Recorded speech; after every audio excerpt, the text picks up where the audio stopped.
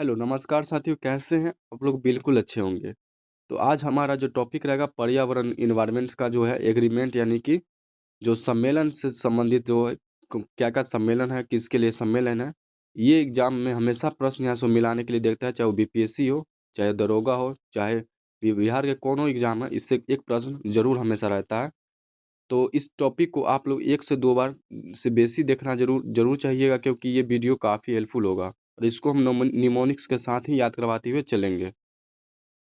सबसे पहली बात है कि सम्मेलन में देखेंगे स्टॉकहोम सम्मेलन।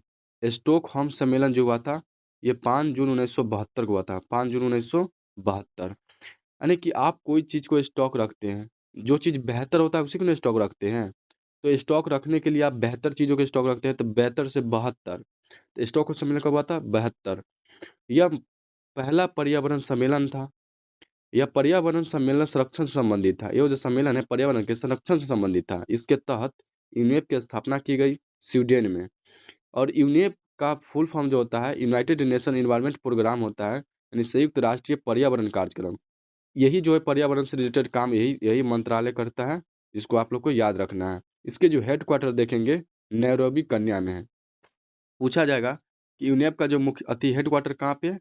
नैरोबी में है यानी केन्या में है। उसके बाद देखेंगे ब्रेटलैंड कमीशन। ब्रूटलैंड कमीशन जो है 87 हुआ था। कमीशन सन से 87, से 87, से सन। तो ब्रेटलैंड कमीशन 1987, ब्रेट कमीशन 1987। पहली बार ये सतत विकास यानी कि सस्टेनेबल डेवलपमेंट के लिए कंसेप्ट के लिए लाया गया था। ये जो सतत विकास क्या होता है ना कि जो जो एक सामग्री को जो उपयोग लाखों वर्षों तक आपका पीढ़ी करते रहे, उससे बोलते हैं सतत विकास। यानी वो चीज़ को लगातार आप का पीढ़ी दर पीढ़ी इसका विकास होते होते रहा हो। इसका थीम था आवर कॉमन फ्यूचर, हमारा भविष्य, हमारा भविष्य। तो ये जो है, ये सम्मेलन था। तो पूछेगा कि ब्रूटलैंड कमीशन कब हुआ था? 87।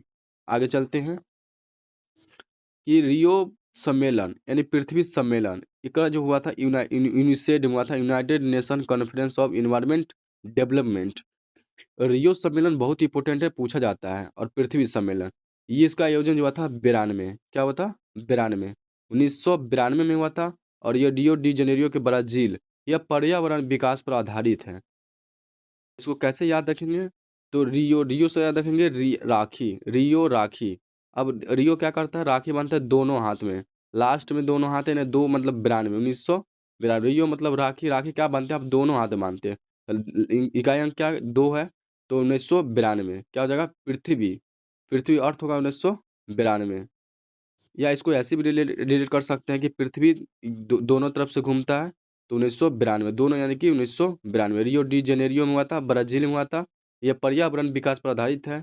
इसके लिए जो एक कंसेप्ट लगाया था एजेंडा 21, एजेंडा 21। तो आप लोग इसको ज़रूर याद, एजेंडा 21 कंसेप्ट जो लाया था रियो सम्मेलन यानी पृथ्वी सम्मेलन 1992 के तहत। ठीक है? आपसे रिया पूछ देगा तो इसी रिया कंसेप्ट में आएगा, आप 92 मारेंगे, 1992। हालाँकि वन सिद्धांत पर ये बातें की गई थी। किस पर सिद्धांत पर? वन सिद्धांत पर। तो पृथ्वी जो है पर्यावरण विकास पर आधारित ही पर्यावरण से रिलेटेड सब सम्मेलन है, इसको देखते रहेंगे। उसके बाद देखेंगे यूनी एफएफसी जो है, ये सम्मेलन जो 1992 में ही हुआ था और यह ग्रीन हाउस गैस को नियंत्रण करने से संबंधित है। यूनी एफएफसीसी जो है United nation framework convection and climate change जो है, ये जो सम्मेलन हुआ था 1992 में ही हुआ था, सेम सेम उसी समय हुआ था। और यह पृथ्वी ग्रीन हाउस गैस को ऑब्जर्व करने के लिए, और ग्रीन हाउस गैस हम बता दिए थे, ये वायुमंडलीय तापमान जो है बढ़ जाने के कारण इसके लिए उत्तरदायी गैस भी बताए थे पिछले क्लास में। इसके अंतर्गत कॉप का कंसेप्ट लाया गया था और यही भाग जो था कॉप कॉन्फ्रेंस का पार्टी रखेगी। इसके तहत कई सम्मेलन हुए थे। सबसे पहले देखेंगे क्योटो प्रोटोकॉल। ये कब आया था? 97। क्योटो प्रोटोकॉल 97 में आया था। और ग्रीन हाउस गैस संबंधित जापान में आया था। ये लागू कब हुआ था? 2005 में। लागू कब हुआ था? 2005 में। क्योटो प्रोटोकॉल 97 कैसे याद रखेंगे? क्योटो क्योटो यानी 7, क्योटो 7। क्योटो जो होता है 7 प्रकार का होता है। क्योटो क्या? 7। आप क्योटो क्या करते हैं? प्रोटोकॉल जो होता है 7 दिन प्रोटोकॉल का ख्याल रखते हैं ना, 7 दिन। तो याद रखेंगे क्योटो प्रोटोकॉल 97, 1997। लागू कब हुआ? 2005। अब देखिए पेरिस सम्मेलन कब हुआ था? पेरिस सम्मेलन 2015 में हुआ था, फ्रांस में हुआ था। अब प से पेरिस, अब प से 15 हो गया, प से पेरिस, प से 15, तो पेरिस सम्मेलन 2015। अब देखिए शर्म अल शेख जो है 2022 में हुआ, मिस्र में हुआ था। शेख कब हुआ था? सर अल शेख 22 में हुआ था, मिस्र में हुआ था। उसके बाद देखेंगे यूएनसीबीडी यानी यूनाइटेड नेशन कन्वेंशन बायोडाइवर्सिटी। ये जो है United Nation convention and on biodiversity, यह जो है यह भी रियो सम्मेलन के अंतर्गत ही आया था और 1992 में ही आया था। तो 92 में यूनी एफएफसी हो गया, उसके बाद रियो पृथ्वी सम्मेलन हो गया, उसके बाद यूएनसीबीडी भी हो गया। ये चारों के चारों सम्मेलन हुआ 1992 में आया था। यह जैव विविधता के संरक्षण से है। अब पृथ्वी पर जानते हैं जैव विविधता को बनाने के लिए ये सम्मेलन लाया गया था, यूएनसीबीडी यानी United Nation convention and biodiversity. यह जैव विविधता अधिनियम भारत का द्वारा लाया गया था 2002 में। पूछा गया है एग्जाम में, बिहार पुलिस में भी पूछा गया है कि जैव विविधता अधिनियम कब आया? तो 2002। जैव विविधता अधिनियम कब आया? 2002। जैव विविधता संबंधित समझौता जो हुआ था, एक हुआ था कार्टिजेना प्रोटोकॉल। कार्टिजेना प्रोटोकॉल 2000 में हुआ था, जबकि नोग्या प्रोटोकॉल 2010 में हुआ था। ये बहुत इंपॉर्टेंट है। पूछा नोग्या प्रोटोकॉल कब आया था? 2010 में, जबकि कार्टिजोना प्रोटोकॉल 2000 में। यानी कि कोटोना कोटोना जो प्रोटोकॉल इसके बाद आया था नोग्या, 10 साल बाद आ गया था क्या? नोग्या। सम्मान ये जो आया था सम्मान अनुवांशिक संसाधनों के वितरण संबंधित था।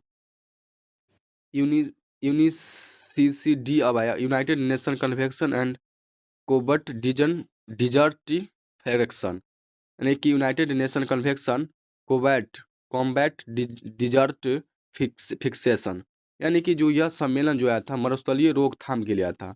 यूएनसीसीडी जो सम्मेलन हुआ था, यह मरुस्थलीय रोकथाम के लिए आया था। 17 जून 1994 में आया था। मरुस्थलीय रोकथाम क्या? 4, लास्ट में 94 याद रखेंगे। 4, आप रोकथाम करते हैं तो क्या करते हैं? अब चारों पट्टी से रोकथाम करना पड़ता है ना, किसी चीज़ को चारों पट्टी से रोकथाम करते हैं, नहीं तो किसी एक पट्टी करेंगे तो वो रुकेगा ही नहीं। तो रोकथाम करने के लिए चारों पट्टी से 94। तो मरुस्थलीय रोकथाम सम्मेलन कब हुआ था? 1994। रामसर सम्मेलन देख लेंगे, बहुत इंपॉर्टेंट है। रामसर सम्मेलन 1971 में ईरान में हुआ था।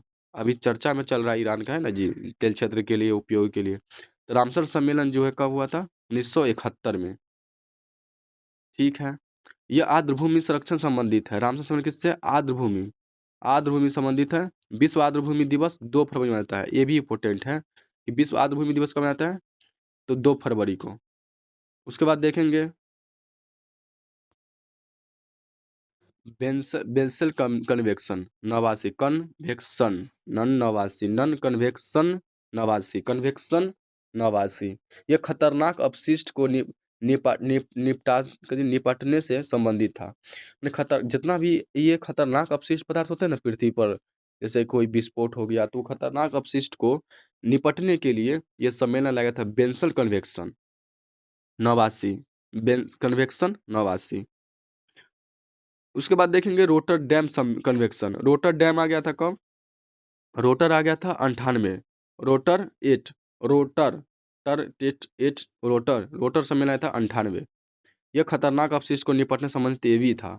रोटर डैम भी किस संबंधित था? खतरनाक से निपटने के लिए, खतरनाक अपशिष्ट पदार्थ जितना भी हो इसे निपटने के लिए ही लाया गया था। मोन्ट्रियल प्रोटोकॉल, यह जो 87 में आया था। मोन्ट्रियल प्रोटोकॉल कब आया था? 87 में। यह आया था ओजोन संरक्षण से संबंधित था। ओजोन, इसके अंतर्गत कुछ संशोधन हुआ था। किगाली समझौता 2016 में हुआ था। मोन्ट्रियल प्रोटोकॉल इसी आया था कि ओजोन परत को संरक्षण के लिए, अगर ओजोन परत नहीं होता तो हमारे जो सूरज के विकिरण किरणें हैं और मानसिक प्रभाव पर मानसिक मान हम लोग को शरीर पर पड़ता, जिससे क्या होता? कैंसर होने की संभावना था। यही ओजोन परत क्या कर संरक्षण के संबंधित है। ओजोन ही परत ही इसको सुरक्षा प्रदान करता है। उसके बाद देखें वियना सम्मेलन। वियना सम्मेलन 85 में आया था, ऑस्ट्रेलिया में आया था। वियना सम्मेलन कब आया था? 85 में। ये भी ओजोन ओजोन संरक्षण संबंधित है। उसके बाद मीना माता सम्मेलन, मीना माता सम्मेलन 2013 में आया था।